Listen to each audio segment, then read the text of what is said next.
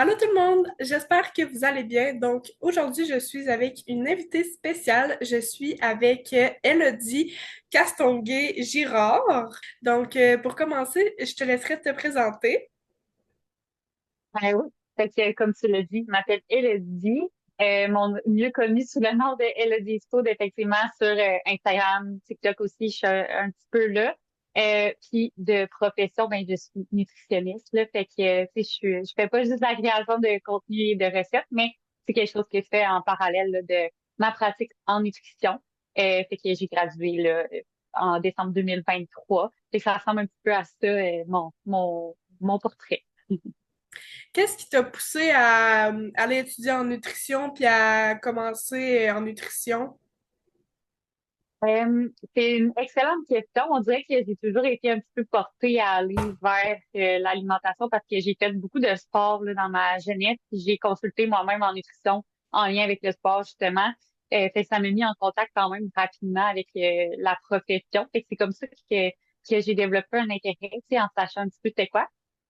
Puis c'est ça de fil en aiguille, ben, avec ma pratique de sport qui est comme qui est devenue de plus en plus intense et à un niveau qui a progressé aussi, ben je me suis rendu compte que c'était une bonne combinaison sport et alimentation aussi, là, fait que c'est ça qui m'a amené en nutrition au final. Ah, c'est le fun. Puis tu pratiques la nutrition depuis combien de temps? Ouais, ça va faire un an et quelques mois, là. Fait que, c'est ça, j'ai gradué en décembre 2023, puis j'ai commencé à pratiquer pas mal, en janvier 2024 à peu près, là. Mais c'est depuis les 6 derniers mois, mettons, c'est mon travail à temps plein, officiellement, là. Tu sais, j'ai vraiment, plus une clientèle qui a du sens. Fait que, ouais, ça fait un an, mais plus, à temps plein, 6 mois. Puis d'après toi, en tant que nutritionniste, comment notre alimentation joue un rôle sur notre image corporelle? Ouais, et c'est une excellente question aussi encore là, mais c'est vraiment étroitement relié là, tu sais plus qu'on le pense là, des fois c'est ça, on fait souvent des liens entre un aliment puis l'impact que ça va avoir justement oui sur notre santé mais aussi sur notre corps. Puis c'est sûr que tu sais, il y a souvent des applications entre OK, il y a un aliment qui peut me donner procurer une meilleure santé, une meilleure valeur nutritive, des choses comme ça. Puis on a souvent tendance à dire, OK, ben, à l'inverse, il y a des aliments qui vont peut-être être néfastes pour ma santé, pour mon image corporelle. Puis ça va aller un petit peu des fois influencer comment on va s'alimenter en souci, ben, par souci de notre image corporelle au final aussi, j'ai l'impression. Puis tu sais, ça vient d'une croyance tu sais, qui est quand même profonde de se dire, OK, ben, qui a un impact sur notre image corporelle, notre composition corporelle, c'est vraiment comment on mange qu'est-ce qu'on va dépenser au final, mais tu sais, c'est important de le recadrer en ligne de compte aussi, puis de dire, ben, crème, il y a d'autres choses, d'autres facteurs qui sont hors de notre contrôle aussi, qui peuvent venir jouer. Fait que, tu sais, c'est ça, c'est de, oui, la nourriture peut influencer un petit peu, mais c'est comme de dissocier de cette croyance-là aussi, selon moi, là. Mhm. Puis se dissocier aussi de la croyance que on peut avoir une alimentation parfaite, tu sais, parce que n'importe... Ben, tu sais, ça n'existe pas une alimentation parfaite, là. Non, c'est ça. Ben, tu sais, l'alimentation parfaite en ligne de compte n'est pas la même pour tout le monde, selon Mhm. moi. Là, tu sais, c'est quelque chose que j'aime ça questionner les gens, tu sais, de dire, ben, toi, pour toi, c'est quoi, tu sais, quand tu me dis que tu viens me consulter, par exemple, en nutrition, qu'est-ce que tu veux atteindre? Puis chaque personne a une réponse un peu différente, puis c'est 100% correct. Je pense que l'alimentation parfaite, entre guillemets, ben, c'est celle qui te convient le mieux. Fait que, tu sais, c'est sûr qu'avec tu sais, tout ce qui est réseaux sociaux, tout ce qui est les informations extérieures, un petit peu qu'on peut recevoir de l'alimentation, ben on peut dire ok, ben c'est peut-être ça qu'il faudrait que je vise aussi. Ça vient t'aider un petit peu notre perception personnelle, mais tu sais, c'est ça au final de viser trop la perfection, ben ça peut plus nuire qu'aider. Là, ça c'est quelque chose que je répète souvent là, mais c'est sans aller parler de troubles alimentaires à proprement dit, ça peut quand même être des fois des conduites qui nous mènent à avoir c'est ça, une relation qui est plus troublée avec l'alimentation quand on va vers l'alimentation qui est parfaite aussi, là. Ouais, ouais, je suis d'accord. Puis, tu sais, on parle souvent d'alimentation intuitive. C'est quoi ça, l'alimentation intuitive? Ouais. C'est un concept qu'on entend beaucoup parler puis qui est beaucoup envoyé, tu sais, tourné dans tous les sens un petit peu, là. Fait que souvent, ce que j'entends, c'est ah, OK, mais moi, si je mange de façon intuitive, je vais manger n'importe quoi, je vais manger tout ce qui me tente quand je veux, où je veux. Mais si je peux me permettre de recadrer cette définition-là, tu sais, l'alimentation intuitive, ça va vraiment plus loin que ce que j'ai envie de manger, puis c'est de manger n'importe quand ça me tente. Là, tu sais, c'est basé sur 10 principes en fait. Là. Fait que, tu sais, j'ai pas besoin de tous les nommer, je pense, là. Ça va être long, mais en gros, là, tu sais, c'est premièrement, le premier principe de l'alimentation intuitive, c'est vraiment de dire on rejette la culture des diètes. Fait que ça, déjà là, on enlève un petit peu la notion qu'on va avoir des règles, des restrictions alimentaires. Après ça, ben, c'est de respecter aussi ta faim. Euh, Fait qu'encore une fois, si j'ai pas faim puis j'ai pas nécessairement envie de manger, ben ça se peut que je mange, ça se peut que je mange pas. Tu sais, il y a comme une notion de se familiariser aussi avec notre faim puis de se connecter avec ces signaux-là.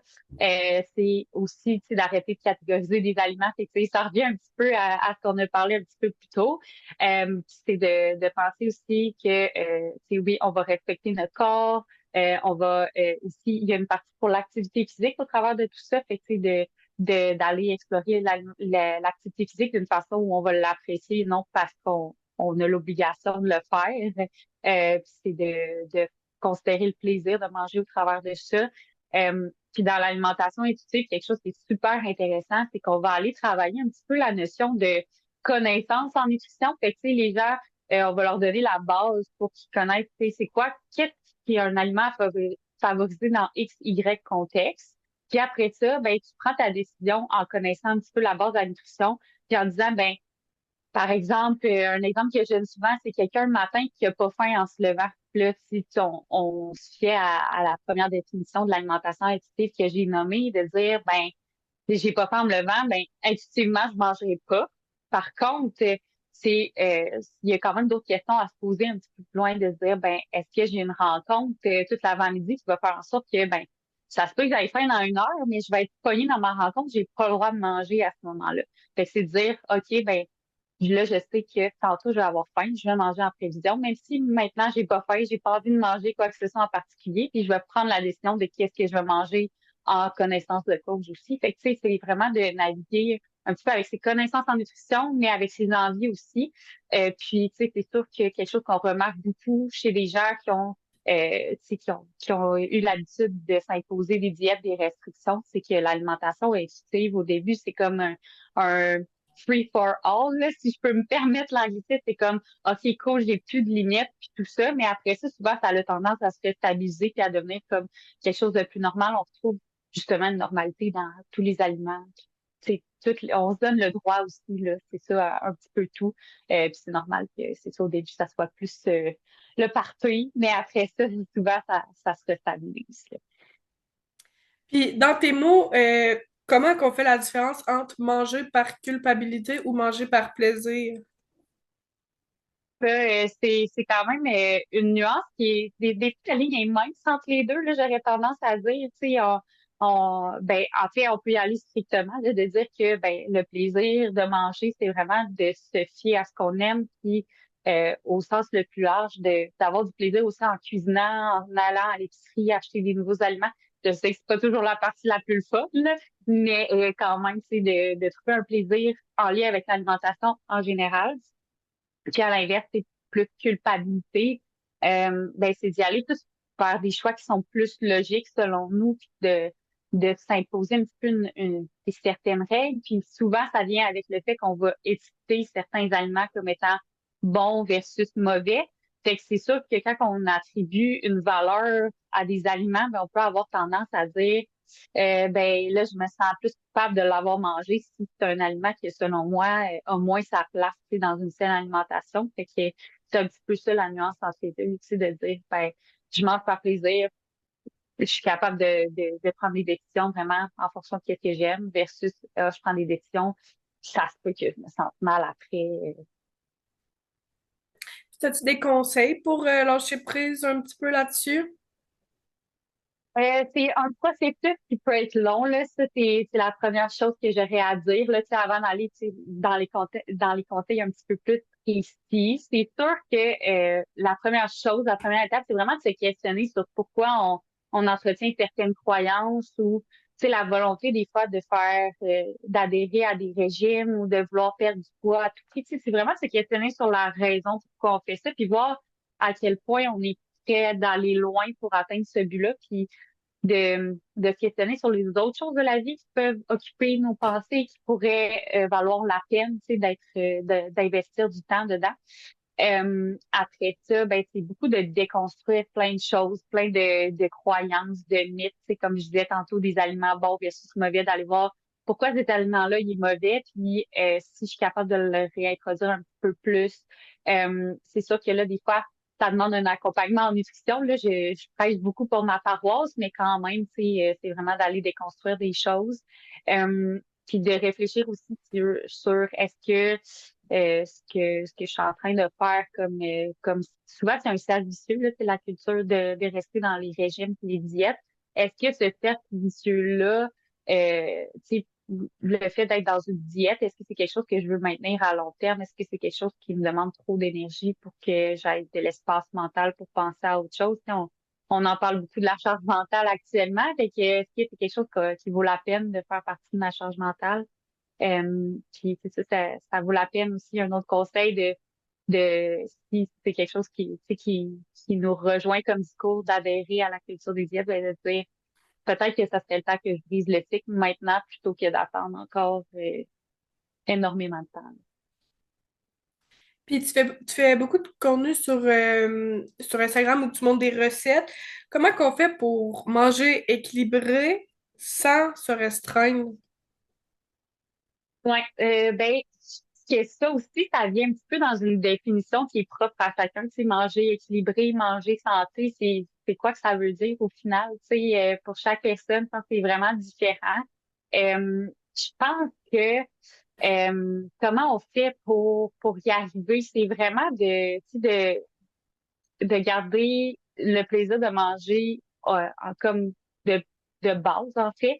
Puis de se rappeler que c'est pas mutuellement exclusif, là, fait que de dire soit c'est bon qu'est-ce que je mange ou soit c'est équilibré. Tu sais, les deux peuvent se rejoindre aussi entre les deux. Puis tu sais, t'as nommé mon compte Instagram, mais c'est un petit peu ça que j'essaie de mettre de l'avant, tu sais, en essayant de dire, ben, crime ta recette, elle peut être équilibrée, tu peux la trouver le fun à manger, puis elle sera pas longue à cuisiner non plus au final. Fait que je pense que c'est de trouver vraiment des façons d'apprêter la nourriture de façon équilibrée, puis tu sais, d'ajouter un plaisir de manger là, pour que ça soit, c'est ça, de faire en sorte que la recette va être bonne pour qu'on ait le plaisir de la manger. Puis, tu sais, c'est ça, des fois, on a l'impression que manger équilibré, c'est comme riz, poulet, brocoli, là, le classique, mais tu sais, ça peut aller plus loin que ça, là, puis ça n'a pas besoin d'être super basique et plate, là. Au final, c'est de varier aussi, d'essayer de découvrir des nouvelles choses pour voir c'est qu'est-ce qu'on aime, qu'est-ce qu'on aime moins. Euh, voilà. Si ça répondait bien à la Oui. question. Puis tu sais, là, tu parles de manger en ayant du plaisir. C'est la même chose, tu sais, pour les cheat meals, là. Tu sais, comment qu'on fait pour manger ça, justement, sans culpabiliser? Ouais, ben je pense que la première chose est dans la première réponse que j'ai à donner, la première solution, elle vient du nom, là. Fait que, tu sais, de changer un petit peu le nom, de dire un cheat meal, est-ce que j'ai besoin de l'appeler ça comme ça? On dirait que vu que c'est en anglais, on se dit on y pense pas, mais tu sais, c'est vraiment l'action de tricher. Puis tu sais, tu triches pourquoi, là? Tu sais, en ce moment, là, ça, c'est vraiment important de se poser la question puis de dire eh ben, crime, c'est sûr que si j'ai associé ces repas-là à un moment de tricherie, ben, quand je vais manger des aliments comme ça, en dehors de cette zone permise-là, ça se peut que je sente une grosse culpabilité. Fait que, tu sais, tout ce qui est cheat meal, j'ai l'impression que, ben, moi, c'est un mot que j'aurais tendance à bannir du vocabulaire. C'est quand même un souhait qui est un petit peu utopique, là, je suis pas sûre que c'est réaliste, là. Mais quand même, tu sais, c'est de l'éliminer tranquillement parce que ça alimente vraiment la culpabilité au final, puis Mhm. de dire, ben, il y a des aliments qui sont bons en général, puis sinon, ben, il y a d'autres aliments qui sont moins bons, puis que je garde pour des moments de tricherie. à proprement dit. Puis si je les mange en dehors de ces moments-là, ben je vais peut-être me sentir plus mal. Fait que de commencer par enlever ça, d'en intégrer au quotidien aussi, tu sais, des fois, les cheat meals, de dire, OK, ben moi, mon cheat meal, ça va être vendredi, puis tu sais, souvent, on a tendance à le mettre dans un horaire, puis dire, OK, ça va être à tel moment, puis je vais vraiment en profiter. Mais le fait de l'anticiper, il y a des bonnes chances que ça devienne quand même un moment que, OK, ben là, j'ai des gros cravings parce que j'ai attendu toute la semaine pour aller me soulager, là, entre guillemets, c'est d'aller assouvir ce craving-là. Fait que ça fait juste en sorte que le craving va devenir de plus en plus grand, puis on mange de façon excessive dans ces moments-là. Fait que d'intégrer ces cravings-là quand ils arrivent, puis d'essayer de juste d'agir dessus au jour le jour, dans le moment présent pour régler ça, puis passer à autre chose, ben ça peut être aussi une piste de solution, là. Je suis totalement d'accord que ce mot-là devrait même pas exister, là, tu sais, c'est pas parce que tu manges moins bien que tu triches, là, c'est comme tu l'as dit. Euh, Puis, tu sais, les réseaux sociaux aussi, ils ont un impact là-dedans, là, mais ils ont aussi un impact dans l'alimentation réaliste, comme tu nous partages sur Instagram. Fait que, tu sais, dans tes mots, là, c'est quoi le rôle des réseaux sociaux dans l'alimentation réaliste? Ouais. Je pourrais en parler longtemps parce qu'il y a vraiment des points de pour et des points contre aux réseaux sociaux au niveau de l'alimentation en général, là. Au niveau de l'alimentation plus réaliste, tu sais, c'est sûr qu'il y a justement des comptes qui vont nous partager des recettes, puis tu sais, du contenu plus bienveillant en lien avec l'alimentation, qui vont nous enlever l'espèce de culpabilité, puis d'étiqueter certains aliments comme bons versus mauvais. Mais ça aide vraiment à contribuer à justement dire que ben il y a un équilibre, puis c'est plus sain. Euh, c'est sûr que là, de l'autre côté de la balance, il y a vraiment tout l'autre côté qui va peser vraiment fort parce que c'est du contenu qui est comme un petit peu moins nuancé, qui est très vendeur aussi souvent, là, tu sais, de dire, OK, voici X nombre d'aliments que tu ne devrais pas consommer pour X, Y raison. On peut vraiment se perdre facilement, là, dans ce contenu-là. Puis, tu sais, j'aurais tendance à dire que c'est ça, le côté le plus sombre de l'alimentation sur les réseaux sociaux, c'est causé par le fait que, tu sais, tout le monde mange, tout le monde a trouvé des pistes de solutions qui fonctionnent pour eux. Fait qu'on a envie de les partager, ça fait beaucoup de vues. Fait que là, ça fait en sorte qu'on va comme nuire un petit peu à la bienveillance puis à l'équilibre là, dans l'alimentation au final. Puis, tu sais, c'est tellement important de se connaître soi parce que, tu sais, chaque corps a des besoins différents. Puis, c'est pas parce que tu vois une fille sur Instagram qu'elle a besoin de manger ça pour se sentir bien que c'est la même chose pour toi, tu sais. Mhm. Euh, Ben 100%, puis tu sais, ben oui, je sais pas si je t'ai coupé. non, non. Parfait. Ben, 100%. Puis, tu sais, des fois aussi, ce qu'on sait pas, c'est est-ce que la personne a mangé plus? Est-ce que la personne a moins mangé? Est-ce que, ce qu'on voit juste, c'est que la personne a décidé de filmer dans le moment présent puis de nous présenter au final. Fait que, tu sais, ça aussi, c'est difficile de dire, OK, cette personne-là a vraiment besoin de ça puis de se comparer au final. Fait que, tu sais, ça peut être négatif aussi parce qu'on a l'impression que c'est la réalité de quelqu'un mais on le saura jamais, en fait, là, Mhm. si c'est vraiment cette réalité-là. Ouais. Puis, tu sais, c'est pas parce que tu vois, mettons, un gars qui va au gym tous les jours, 1 heure par jour, puis que, ah, toi, tu vas au gym 1 heure par jour, que, tu sais, c'est pas parce que vous faites la même affaire, puis vous avez le même train de vie que vous avez les mêmes besoins, là. Non, ça, c'est certain, là. C'est vraiment variable d'une personne à une autre, puis il y a tellement de facteurs qui viennent pencher dans la balance. Oui, d'une personne à une autre, mais d'une journée à une autre. Fait que, tu sais, toi, tu l'as probablement déjà vécu dans ton quotidien, de dire, ben, tu sais, j'ai fait exactement la même chose qu'hier, sensiblement, mais là, aujourd'hui, j'ai vraiment moins faim ou j'ai moins mangé, puis je me sens autant bien, tu sais, ou à l'inverse, ah, je comprends pas, aujourd'hui, j'ai vraiment plus faim, puis j'ai mangé plus. Puis comme au final, ton corps il est capable de te le dire là, c'est par des signaux qui sont quand même très importants, là, comme la faim, pour te dire, hey, en passant, j'ai besoin d'un peu d'énergie, de quelque chose, là, fait que est-ce que je peux manger, s'il te plaît? Fait qu'il va t'envoyer un signal de faim, tu sais, fait que ça, c'est quand même juste un bon indicateur de départ, là, pour te dire, ben, mes besoins sont quand même dictés par ma faim, puis ben, oui, moi, de jour en jour, ça peut que mes besoins soient différents, mais la personne à côté de moi, n'a aucune idée qu'est-ce qu'elle a fait de sa journée, comment elle a dormi, son niveau de stress, son niveau d'activité physique.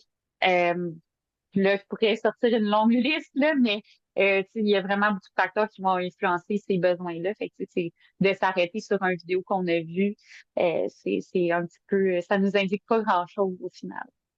En parlant de vidéos, tu sais, sur les réseaux sociaux, il y a tout le temps toutes sortes de challenges, de défis, surtout en lien avec la nourriture.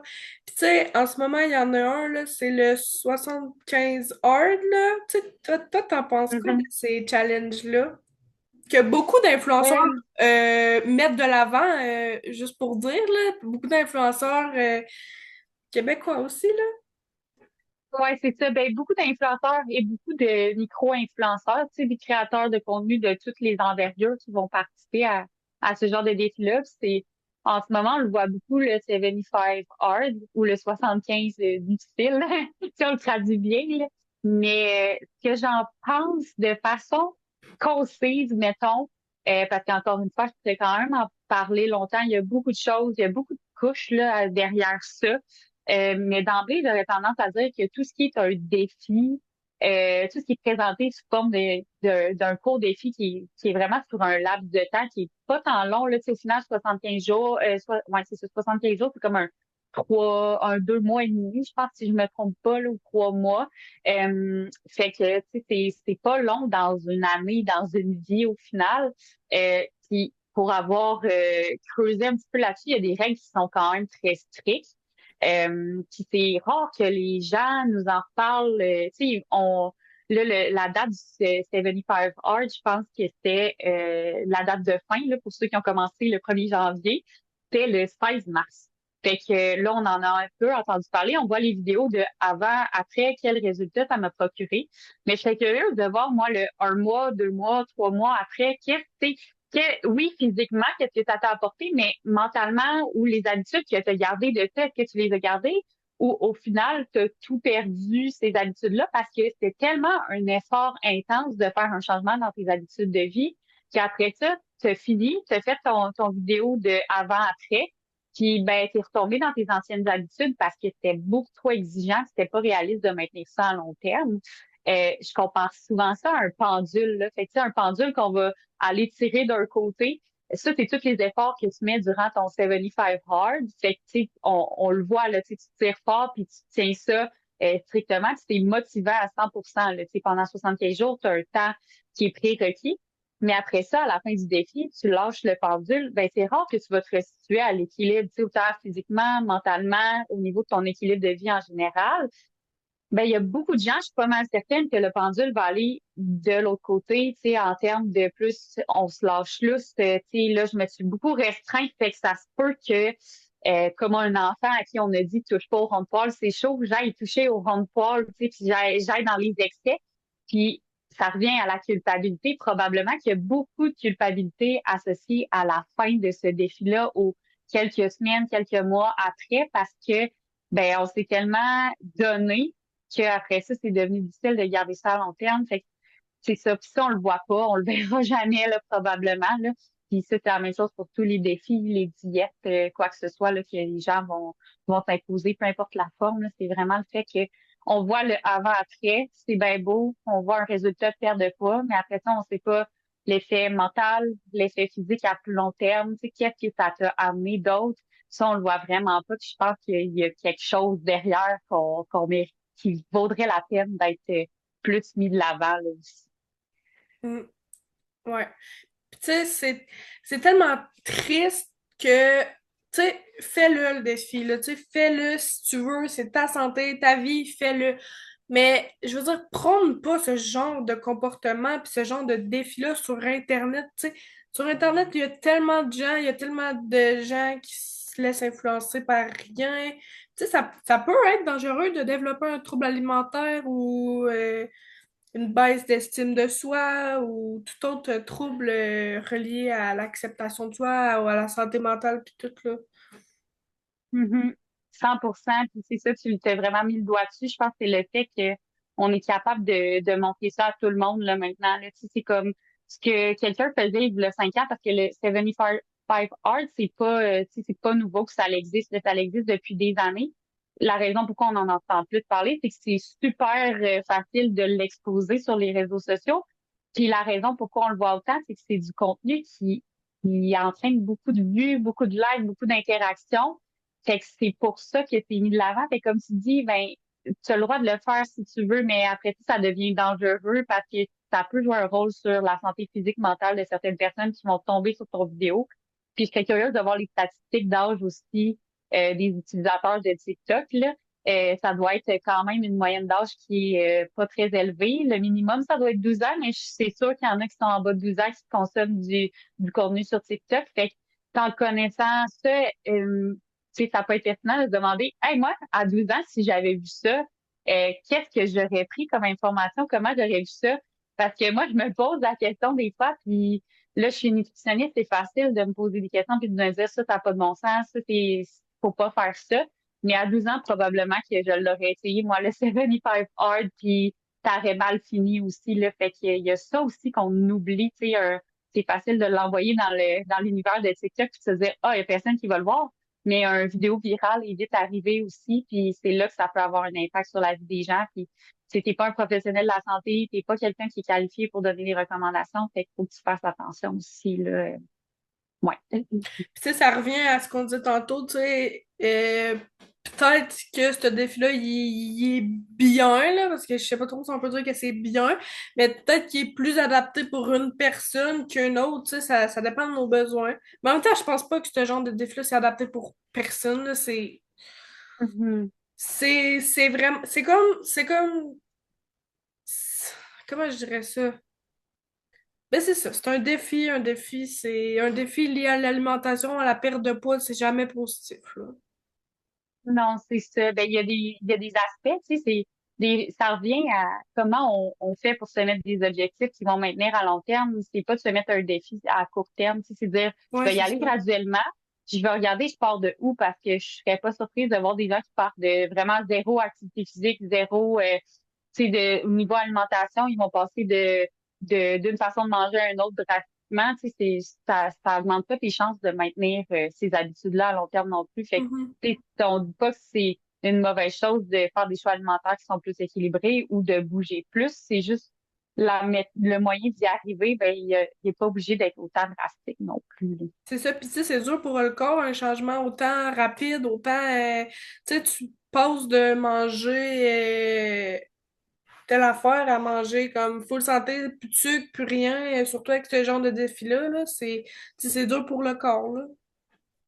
Ouais, ben, c'est dur sur le corps, mais on s'en rend pas compte à court terme. C'est Mhm. beaucoup ça, là, qu'on réalise dans, oui, les études, mais dans les discours des gens, c'est que, hey, je me sens donc ben bien au début, dans les premiers jours. Je suis comme sur un high, ça peut durer pendant des mois, des années, mais après ça, quand je me rends compte que c'était pas quelque chose qui se maintenait ou qui était pas réaliste, ben, tu retombes puis tu crashes, là. Puis là, les gens vont oui, reprendre du poids, mais après ça, avoir, tu sais, des répercussions sur la perception de l'alimentation, tu sais, ça va être difficile de recréer justement une confiance en soi, puis des choses comme ça au final, là. Fait que c'est aussi ça qu'il faut prendre en considération dans tout ça.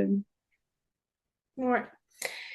Puis, tu sais, toi, en tant que nutritionniste, tu dois en traiter des troubles alimentaires, ben pas, ouais, peut-tu dire en traiter en nutrition? En accompagner. Ouais, accompagner, c'est un meilleur mot, là, ouais. Fait que c'est ça, toi, tu dois en accompagner des personnes avec des troubles alimentaires. Tu sais, ce genre de défi-là, c'est sûr. Puis, tu sais, c'est juste ce genre de défi-là, mais tout ce qu'on voit sur Internet aussi. Puis, tout. En fait, les croyances là, de la société, tu sais, ça doit énormément jouer sur les troubles alimentaires. Ouais. Puis, tu sais, quand on parle de troubles alimentaires, souvent, on a l'impression que c'est comme, à proprement dit, l'anorexie, boulimie, puis ces choses-là qu'on a vraiment en tête. Mais, tu sais, il faut savoir que les troubles alimentaires, c'est un spectre aussi, au final, là. Fait que, tu sais, des fois, euh, je l'entends souvent, ah, mais cette personne-là n'a pas un trouble alimentaire, tu sais, elle mange, tu sais, elle se fait pas vomir, des choses comme ça. Mais oui, peut-être qu'elle peut avoir des signes qui s'apparentent à des troubles de conduite alimentaire, mais que justement, c'est des comportements qui sont troublés en lien avec l'alimentation. Puis il y a aussi, tu sais, des troubles alimentaires qui prennent plus d'ampleur. Orthorexie, fait que le fait de vouloir manger parfaitement, puis bigorexie aussi, tu sais, le fait de vouloir s'entraîner pour développer un corps qui est plus parfait, là. Ça, c'est des définitions qui sont très rapides et brèves, mais quand même, c'est ça aussi, ça existe dans le spectre des troubles de conduite des troubles de conduite alimentaire, pardon. Ça, c'est quelque chose qu'on voit de plus en plus, puis les réseaux sociaux aussi, mais, tu sais, normalisent ces comportements-là au final, là, fait qu'effectivement, j'en vois beaucoup en consultation, j'en accompagne beaucoup qui sont parfois, oui, diagnostiqués d'un trouble de conduite alimentaire ou parfois qu'on remarque qu'ils ont des comportements qui s'apparentent à des troubles de conduite alimentaire, là. Puis comment on fait pour faire la différence entre un trouble alimentaire puis un spectre de trouble de conduite Ouais, alimentaire? avoir des cas. Oui, ben en fait, le trouble de conduite alimentaire versus des comportements qui s'apparentent ou tu sais, une relation qui est troublée avec l'alimentation, là, qu'on va dire, là, c'est comme pas de terme pour les gens qui sont comme à quelque part, tu sais, que leur relation est pas 100% saine, mais qui sont pas à 100% en contexte de trouble de conduite alimentaire. D'ordre général, pour diagnostiquer, ben en fait, un trouble de conduite alimentaire doit être diagnostiqué. Je pense que c'est soit les psychologues, soit les médecins qui peuvent le faire, si je me trompe pas. C'est qu'en tant que nutritionniste, moi, je peux pas dire à quelqu'un, OK, tu sais, tu souffres d'anorexie, euh, à proprement dit, là. Fait que moi, je vais plus être dans les comportements qui vont plus être semblables. Fait que des fois, il y a des gens qui vont présenter euh, par exemple, des préoccupations excessives en lien avec le poids, ce qui peut être quelque chose qui a vraiment un lien avec les troubles de conduite alimentaire, des gens qui vont s'imposer des règles alimentaires, mais qui vont pas avoir, tu sais, il y a vraiment des, euh, des, euh, des points à côté, là, puis à cocher pour dire, OK, voilà, tu te trouves en contexte d'anorexie, là, fait que c'est plus ça la nuance. Des fois, on coche certains points, mais on n'est pas à 100%. Fait qu'on n'a pas un trouble de conduite alimentaire, on a plus une relation qui est troublé avec l'alimentation. Si tu aurais un conseil à donner à ceux qui souffrent de troubles alimentaires ou qui ont des comportements de troubles alimentaires, ça serait quoi? Un conseil, ça serait de pas avoir peur d'en parler. Je sais que ça fait peur, c'est facile à dire, mais je pense que c'est de s'ouvrir puis de sonner la cloche d'alarme dès qu'on a un petit doute. Tu sais, il y a vraiment il y a des lignes d'appel aussi anonymes, là, tu sais, avec ANEB, par exemple, là, anorexie et boulimie,